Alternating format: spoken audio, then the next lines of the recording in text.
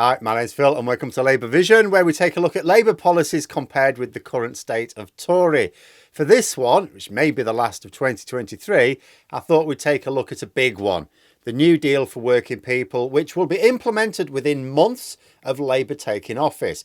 And before I go over some of the details, let's look at why it will be so important and why it's right that Labour will be prioritising it early. Because right now, the economy's in a hole. You could listen to 100 ideas for public investment, see the independent analysis saying, we'll get a return from this, it's worth the money, and you will agree that we should implement them all. But Labour will only have so much to invest. So they have to prioritise. They cannot step right up to top gear as they sort of could after winning in 1997. The economy is stagnant, genuinely stagnant. The UK economy has not grown in real terms since Labour were last in power. The distribution of wealth has not so much trickled as flooded upwards. The cost of living is much higher, but the average incomes are again in real terms no higher than when Labour were in power. So what are Labour to do in order to ease the cost of living with a stagnant economy? Being clear, the economy is like an oil tanker. It takes time to turn around, especially as it's not like the international economy is buoyant either. The focus has to be on the redistribution of wealth and the benefit of boosting workers' rights at the beginning of the next parliament rather than just doing it at some point is that it has time to produce really obvious benefits in time for the following election.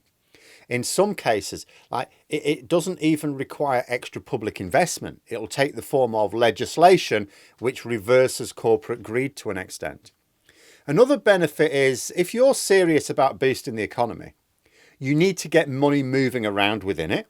And it's really this simple. You give millionaires some extra money, right? Okay. Most of them will just throw it onto the park because they don't need it. If you divide the same money up amongst those on low incomes, it will all be spent. People on low incomes are always having to cut back on something. Boosting that income means they'll just spend more. And therefore that money moves around the economy. Some of it will go straight back to the Treasury in the form of income tax, so you can afford to spend more anyway. The rest is used to boost local and national businesses who will then employ more people. That means more taxes on profits and incomes, which goes back to the Treasury. A healthy economy has money moving around it, not gathering dust, metaphorically speaking. So any way of distributing wealth downwards not only makes more people's lives better, which is the moral imperative, but it boosts the economy as well, which benefits everyone. So what is in this New Deal for working people? If I go through the first part of it really, because this is some of the hardest hitting. The first is to change the way the minimum wage, now called the living wage, is set. Right now, it's essentially too political. Labour will change the Low Pay Commission's focus to be on driving up wages. That is their focus, not just keeping a lid on poverty. Unpaid internships banned, unless they're part of a specific training course. Travel time for work across multiple sites must be paid. The much reviled universal credit to be replaced. Statutory sick pay increased. It's incredibly low compared to similar economies in this country. And made available to all workers. No lower limits for eligibility.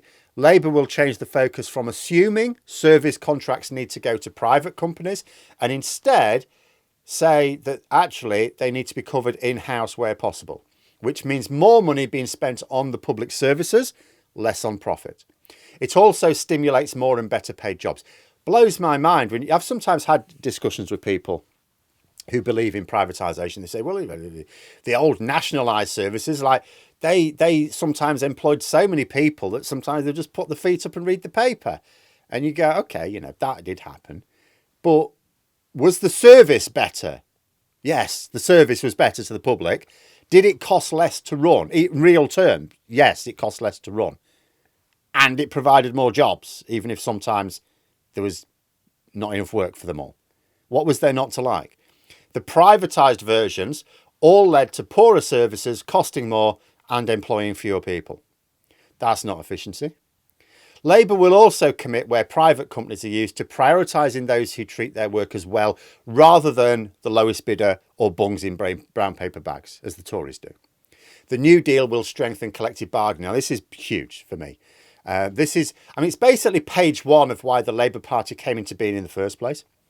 sector-wide bargaining to establish minimum terms and conditions for all employers in that sector, that will be massive. It will allow unions to focus their efforts on raising the pay, pension rights and conditions of workers more quickly instead of like an employer at a time. And because it'll be sector-wide, it'll be more noticeable to the workers in that sector, the role of the unions. Because that is another feature of this policy which occurs to me. There is an unfortunate cycle in union membership. You know, union membership is much lower now than it was 100 years ago. Why is that? Because they and the Labour Party have succeeded in boosting workers' rights. They've improved them to the point where people think, oh, she's all right now, we don't need to be in the union. Loose thinking, because as we've seen in my lifetime during 2 different Conservative governments, if you take the pressure off, the Tories will roll back those rights. But workers need to see the benefit in being in a union. We've ended up in a sometimes self-destructing situation where, when do unions get noticed? When do they get noticed? When the Tories are in power, crushing workers under their boots, and then you end up, after negotiations fail, with strike action. That's when it hits the news. When Labour in power, raising pay and conditions, then you go, okay, well, this is all fine. The unions are still working for that. Their role is still important, but it's less newsworthy because they're just negotiating behind the scenes, all very boring, not worth putting on the front page. But if you've got sector-wide collective bargaining, you're giving unions a higher profile role in making a noticeable difference to people's working lives without it being antagonistic. Because the more workers that a union represents in that sector, the stronger their bargaining hand will be. So you create a situation where there's a strong reason to join a union, even when Labour are in power. And it's a much more positive and constructive cycle. Instead of joining unions when the Tories are lowering your pay and conditions in order that you end up having to go on strike and lose pay to do that, you join to keep them raising those pay and conditions without having to go on strike. Labour's policy is also to stop workers being grouped into the 3 categories with different levels of legal protection. There's no more, are you a worker, employee or self-employed? It's basically you're a worker, unless they say you are genuinely self-employed. And all with the same legal rights. No fiddling with contracts to find loopholes in the system. And workers' rights will apply from day one of their employment, not left waiting maybe 2 years. Fire and rehire scrapped. Finally, Labour will be reversing the anti-union and strike laws which the Conservatives have been legislating for in recent years.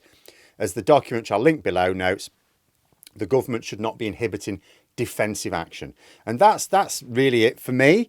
You know, when it comes to action, there can always be a debate about what sort of industrial action is appropriate for different causes. But when there is a risk to real terms pay, you've got to think of real terms pay, conditions or forced redundancies. It's always reasonable to take action to defend yourself.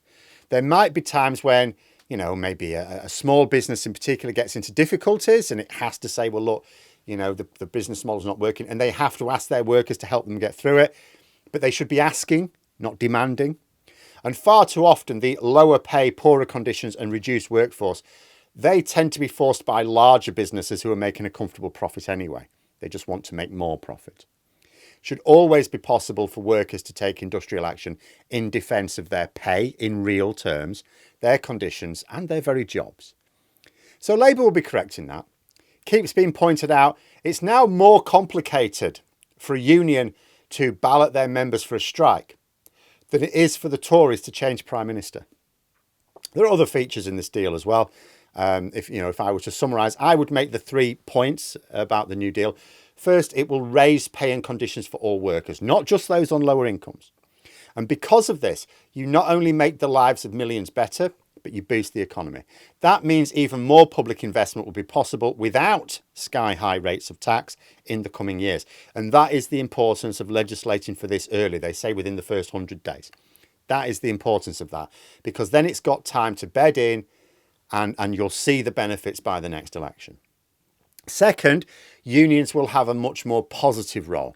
Instead of being forced to rise to prominence only when there needs to be the ultimate action, they'll be visibly improving pay and conditions in real partnership with sector-wide collective bargaining.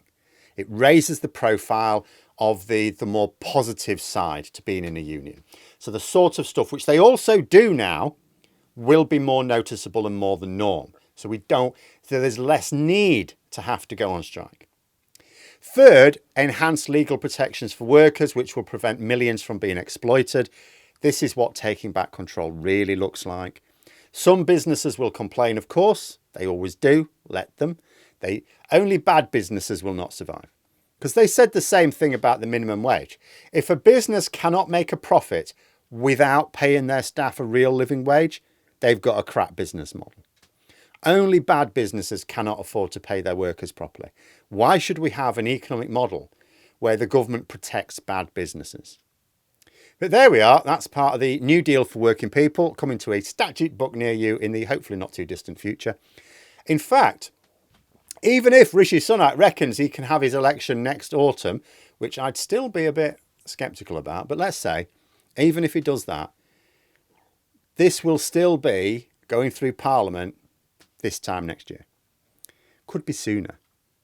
Hope you found the video interesting anyway. If you did, please click the like button, subscribe for further content, check out the live shows on the channel, and until next time, I'll see you later.